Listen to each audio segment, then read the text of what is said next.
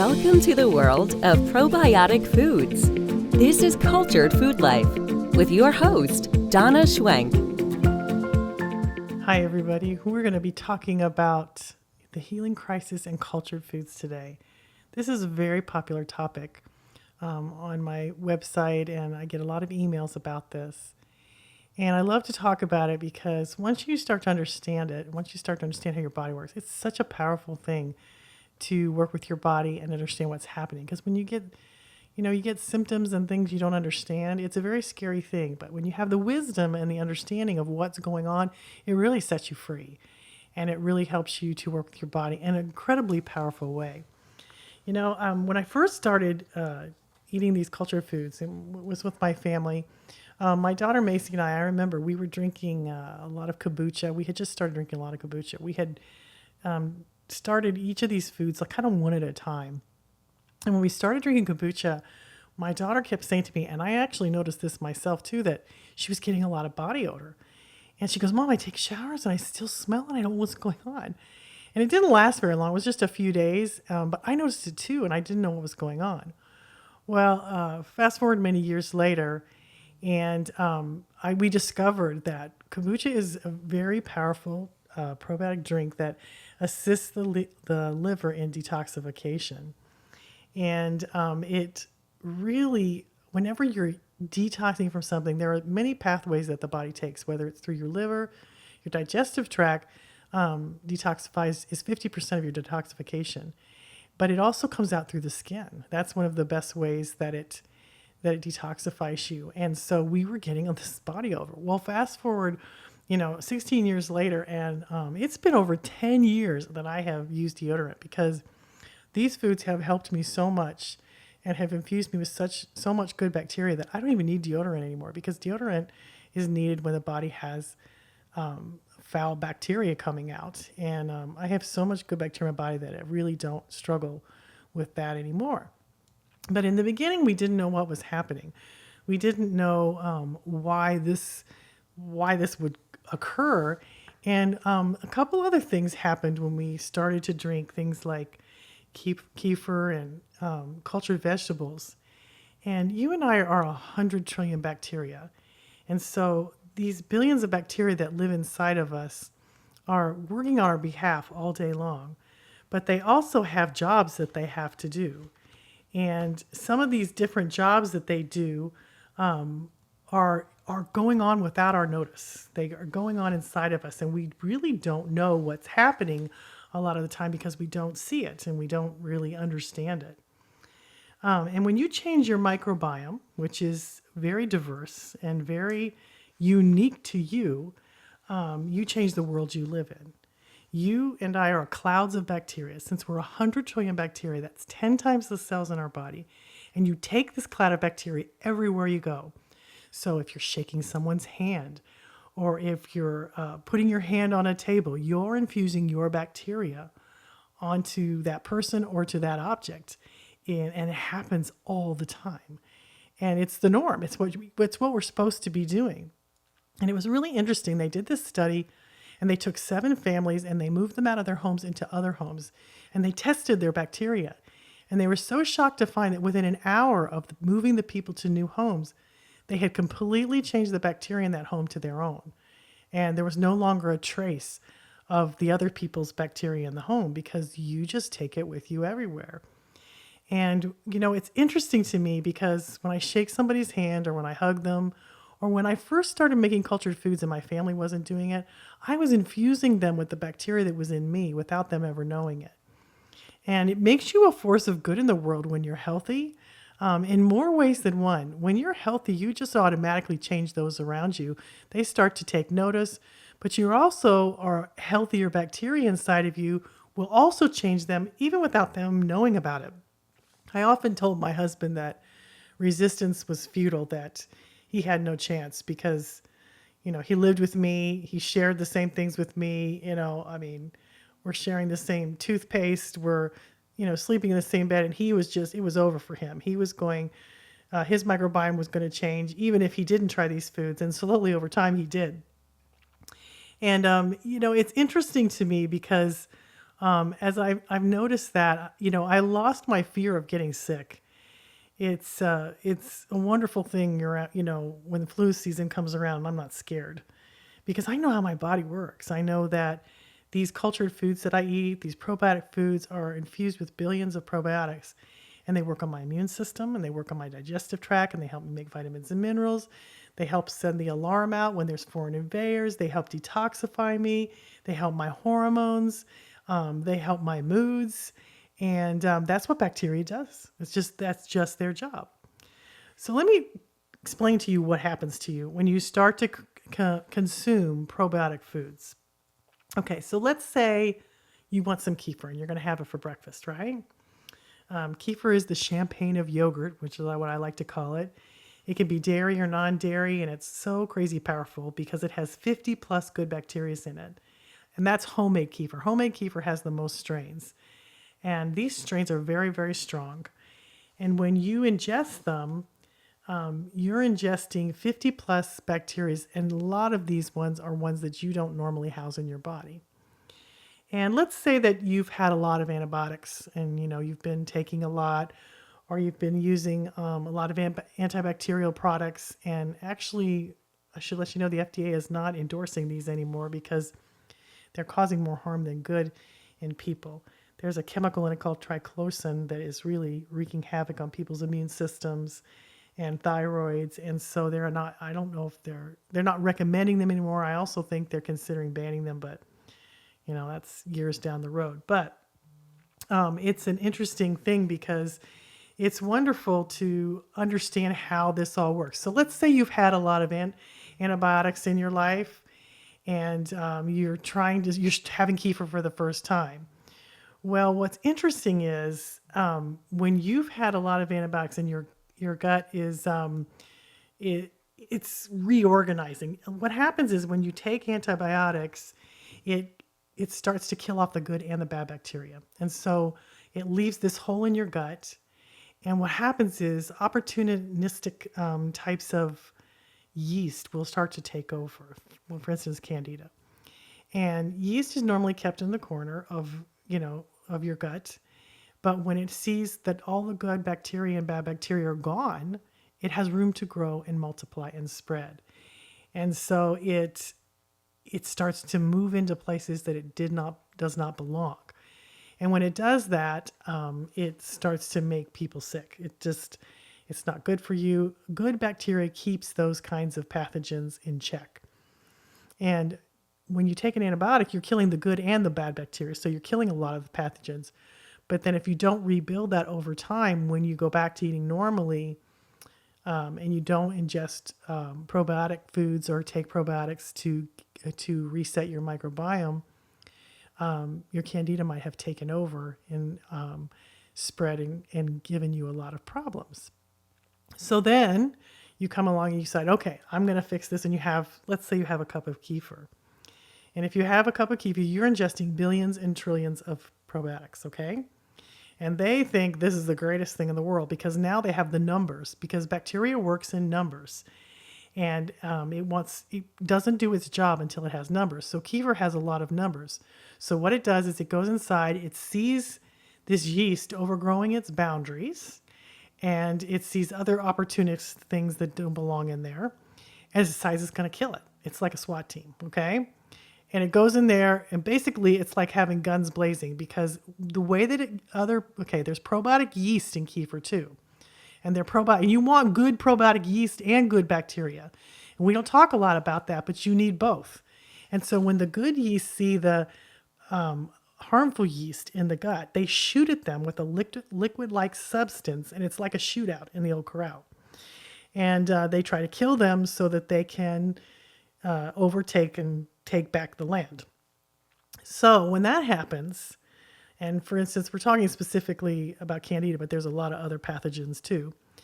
But Candida alone gives off 70 toxins when it dies. So when it's killed, it can make you feel really lousy. And you can get flu-like symptoms. You can get constipated or diarrhea. And then sometimes you don't get any. It just depends on what's happening with your own body and how healthy you are. But this is called what they call when toxins die off, when bacteria and yeast die off. This is called a herxheimer reaction. That's the medical term. And this can often happen even when you take an antibiotic. As some of the harmful bacteria dies off, it gives off toxins and it can make you feel bad. And when it does that, that lets you know that your body is rebuilding itself. And that's an important thing for you to understand. And when you do understand it, you can do several different things to assist it and help it on its way. So, okay, let's go back to the kefir smoothie. So you've drank this kefir smoothie, and then all of a sudden, your microbiome starts to change because you've ingested billions of good probiotics. They start killing the pathogens and harmful organisms, and it feels a little bit of rumbling in your gut, like little war zones going on, which is exactly what's happening. And your body starts to reset itself. And what's interesting, and it's kind of exciting to me, what you have to know what's going on inside of you is that your trillions of bacteria are rebuilding. And it's a whole universe down there. They say there's more bacteria in your gut than in the Milky Way galaxy. And that's really hard to fathom because it's trillions and trillions, and they're hard to, you can't really see them with the naked eye. But they are working on your behalf every day. And they work on so many different parts of your immune system, your digestion, your colon, your moods. It touches every area of your life.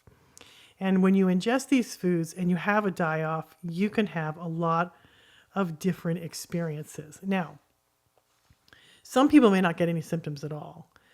For my family and me, it was when we noticed we smelled. I think that we had a little bit of diarrhea in the beginning, but it wasn't very much. And then there was like an hour where I felt like I was getting a fever and I was starting to get the flu, and then it would go away. And that happened a couple of times. And then it just kind of normalized. Now, for other people, it can be worse.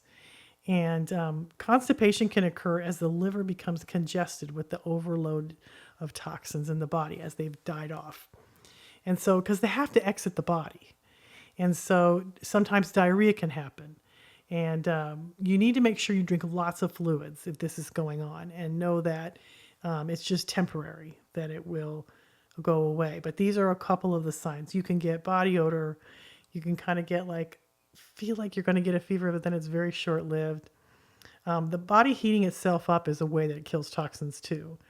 And so I have often seen that you'll feel like you're getting hot, but it's the body's way of heating it up because it's got all this good bacteria that can kill off these toxins or kill off these pathogens. And so it's trying to kill them. That's what a fever is designed to do, is to heat the body up so that things that normally were surviving can't live when the body's heated up. But it doesn't usually last very long. You can also feel, rumbling or more gas and bloating. And there's a couple of things that you can do. It really depends on how healthy you are to begin with. I've seen this in cases with people who start juicing too, when they go on a juice diet where they're just drinking juice, and they'll feel just absolutely horrible for 3 days. But that's because usually they're pretty sick to begin with if they're going to that extreme measure. And the thing with juicing is that juicing has got soluble fiber in it, which is prebiotic in nature, which means it feeds good bacteria in a very, very powerful way. So as they flood their body with these juices, they change the whole terrain of their gut. And so everything is getting rearranged. And I've often heard people on some of the videos I've seen, they felt horrible for 2 or 3 days. And that's because everything was getting reset. They probably have been taking a lot of, chemical prescription things that were probably, lodged in their tissues too, that the body's removing. And it's just resetting everything. And it's really important. These fruits and vegetables are prebiotics, which is basically like fertilizer for your gut. And when your bacteria grows in numbers, then it can do its job more effectively. And so things like lemons and garlic and berries and bananas and spinach and broccoli and leeks and onions, these are all prebiotic vegetables and fruits. And they powerfully assist you in removing the pathogens from your body by making the bacteria grow and multiply so it can do its job. And so all of this is really dependent and unique to every person because every person's different. And it really depends on how healthy you are. And there are, a couple of methods that I recommend to people.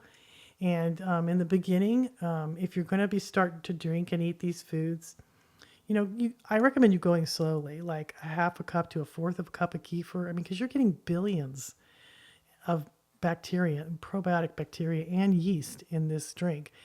And kefir has more than any of them. It has 50 plus strains, and it can be very powerful. So in the beginning, go slowly. Try fourth a cup, see how you do. If you don't have any problem with that, then you can have as much as you want. It's great if you can get it to up to a cup a day, or that's fantastic. And that would really assist you to keep you healthy. And another thing, kombucha, when you start out, and that's a fermented tea, if you're not familiar with that, it really assists the liver in detoxification. So it's powerful.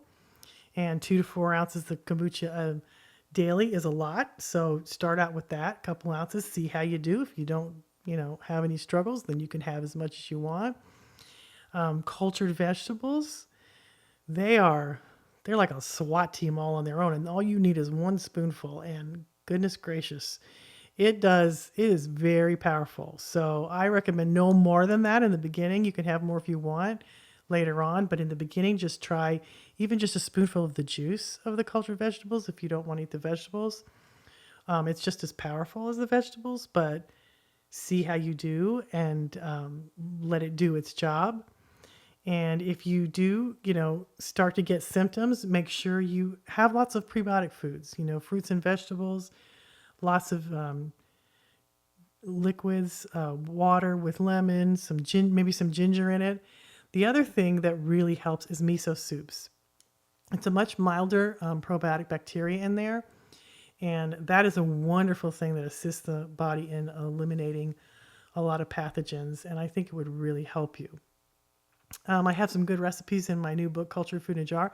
I also have recipes on my website at culturedfoodlife.com for miso soups, and I think you'd really like them. I think they'd really help you.